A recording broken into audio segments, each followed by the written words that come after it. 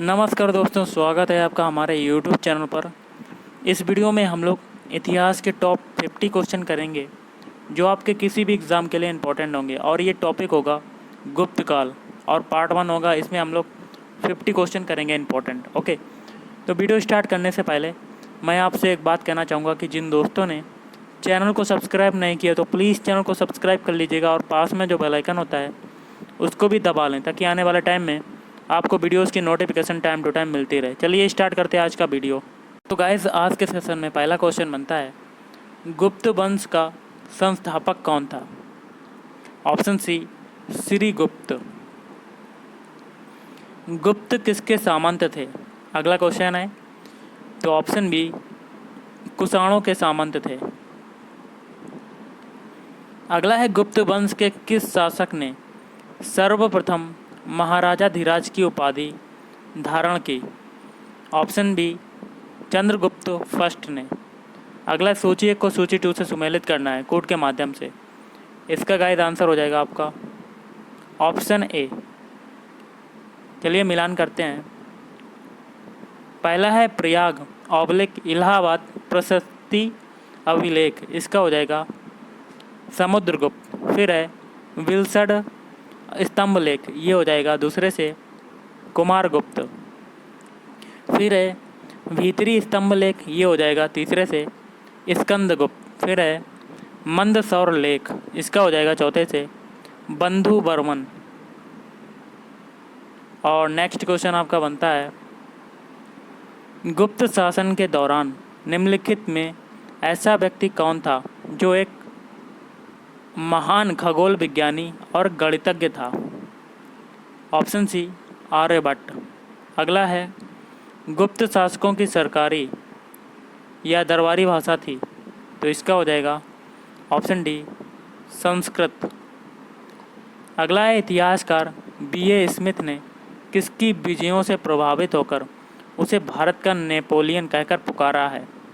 Option D, Samudragupta को। अगला है, गुप्त वंश का वह राजा कौन था जिसने हूणों को भारत पर आक्रमण करने से रोका? Option C, Skandagupta. अगला है, गुप्त राजवंश किस लिए प्रसिद्ध था? ऑप्शन ए, कला एवं स्थापत्य। अजंता कलाकृतियाँ किससे संबंधित हैं? ऑप्शन डी, गुप्त काल से। अगला है, कुछ विद्वानों के अनुसार कवि कालिदास किसके राज कवि थे? ऑप्शन सी, चंद्रगुप्त द्वितीय विक्रमादित्य। अगला है, अजंता चित्रकारी का विषय वस्तु निम्नलिखित में से किससे संबंधित है? ऑप्शन बी, बौद्ध धर्म। अगला है, उत्तर गुप्त युग में जो विश्वविद्यालय प्रसिद्ध हुआ था वह था? Option C, Nalanda. अगला है, एरण अभिलेख का संबंध किस शासक से है? Option D, Bhanugupta. अगला है, फायान किसके शासनकाल में भारत आया था? ऑप्शन डी, चंद्रगुप्त द्वितीय। और भारतीय संस्कृति का स्वर्ण युग गोल्डन एज था? ऑप्शन डी, गुप्त काल। फायान कहाँ का निवासी था? तो ऑप्शन सी, चीन का। अगला है, सेतुबंध का रचनाकार प्रवरसेन द्वितीय किस वंश का शासक था? Option C, Vakataka. अगला है, किस गुप्तकालीन शासक को कविराज कहा गया? Option C, Samudragupta. और नेक्स्ट है, स्कंदगुप्त को किस स्तंभ लेख में सक्रोपम कहा गया? तो ऑप्शन है, कहोम स्तंभ लेख। नेक्स्ट है, श्रीलंका के राजा मेघवर्मन ने किस स्थान पर भगवान बुद्ध का मंदिर बनवाने के लिए समुद्रगुप्त से अनुमति मांगी थी? ऑप्शन बी, बोध गया। नेक्स्ट है, मंदिर निर्माण कला का जन्म सर्वप्रथम कब हुआ? ऑप्शन बी, गुप्त काल में। चंद्रगुप्त द्वितीय ने विक्रमादित्य की उपाधि कब धारण की?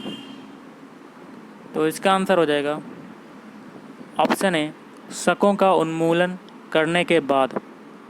और नेक्स्ट है, गुप्त काल के सर्वाधिक लोकप्रिय देवता कौन थे? Option B, Vishnu. अगला क्वेश्चन है, चंद्रगुप्त द्वितीय ने अपनी किस विजय की खुशी में चांदी के विशेष सिक्के जारी किए? ऑप्शन सी, शकों को पराजित करने के बाद। मेहरौली दिल्ली स्थित लौह स्तंभ का निर्माण किस सदी में हुआ? ऑप्शन ए, चतुर्थ सदी ईस्वी। अगला है, फायान और हुएनसांग ने खालिस्तान के राज्यों को देखा। तो इसका आंसर हो जाएगा ऑप्शन डी, चंद्रगुप्त, विक्रमादित्य एवं हर्षवर्धन क्रमशः। अगला है, धन्वंतरी थे तो कौन थे? ऑप्शन बी, चंद्रगुप्त विक्रमादित्य के राज दरबार के नवरत्न में से एक, जो कि प्रसिद्ध चिकित्सक थे। अगला है, गुप्तकालीन शासन प्रणाली किस प्रकार की थी? ऑप्शन ए, राजतंत्रात्मक। अगला है, फायान द्वारा रचित ग्रंथ को कुओ की में निम्न में से किसका विवरण नहीं मिलता है? ऑप्शन ए, बौद्ध धर्म के सिद्धांतों का। अगला क्वेश्चन है, गुप्त स्थापत्य कला का सर्वोत्कृष्ट मंदिर निम्न में से कौन है? ऑप्शन बी, देवगढ़ का दशावतार मंदिर। अगला है, अजंता की गुफाओं में किन गुफाओं का निर्माण गुप्त काल में हुआ? ऑप्शन सी, 16, 17 एवं 19। अगला है, अमरकोश के लेखक अमर सिंह किस शासक के दरबार से जुड़े थे? ऑप्शन डी, चंद्रगुप्त द्वितीय। अगला है, गुप्त संवत 319 से 320 को प्रारंभ करने का श्रेय किसे दिया जाता है? Option A, Chandragupta first.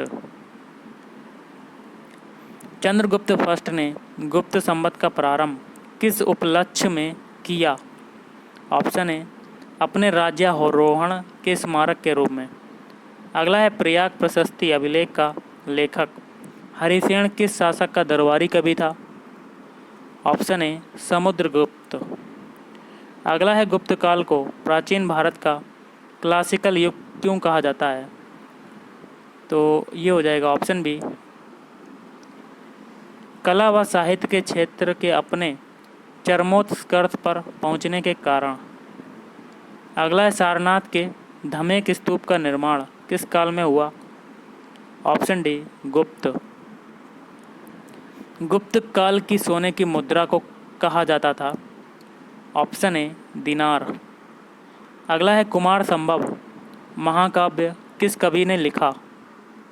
Option D, Kalidas. अगला है, नालंदा विश्वविद्यालय की स्थापना का युग है? ऑप्शन सी, गुप्त।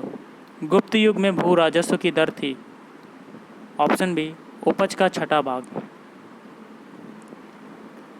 नेक्स्ट है, नगरों का क्रमिक पतन किस काल की एक महत्वपूर्ण विशेषता थी?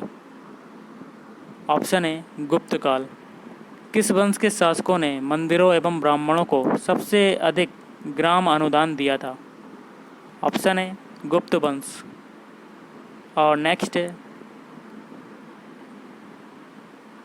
दिल्ली के मेहरौली के कुब्बत उल इस्लाम मस्जिद के प्रांगण में स्थित प्रसिद्ध लौह स्तंभ किसकी स्मृति में है? ऑप्शन बी, चंद्र। अगला है, कालिदास द्वारा रचित मालविकाग्निमित्र नाटक का नायक था? Option C, Agnimitra. अगला है, समुद्रगुप्त की सैनिक उपलब्धियों का वर्णन उसके किस अभिलेख में उपलब्ध है? ऑप्शन डी, प्रयाग के। निम्न में किस काल में स्त्रियों की पुरुषों से बराबरी थी? ऑप्शन ए, गुप्त काल में। कौन सा राजवंश हूणों के आक्रमण से अत्यंत विचलित हुआ? ऑप्शन सी, गुप्त। निम्नलिखित में कौन सा नाटक कालिदास ने नहीं लिखा था? ऑप्शन डी, जानकी हरण। तो गाइस, आज के इस वीडियो में इतना ही। अगर आपको वीडियो पसंद आए, वीडियो को लाइक करें, शेयर करें और चैनल को भी सब्सक्राइब करें। Thank you.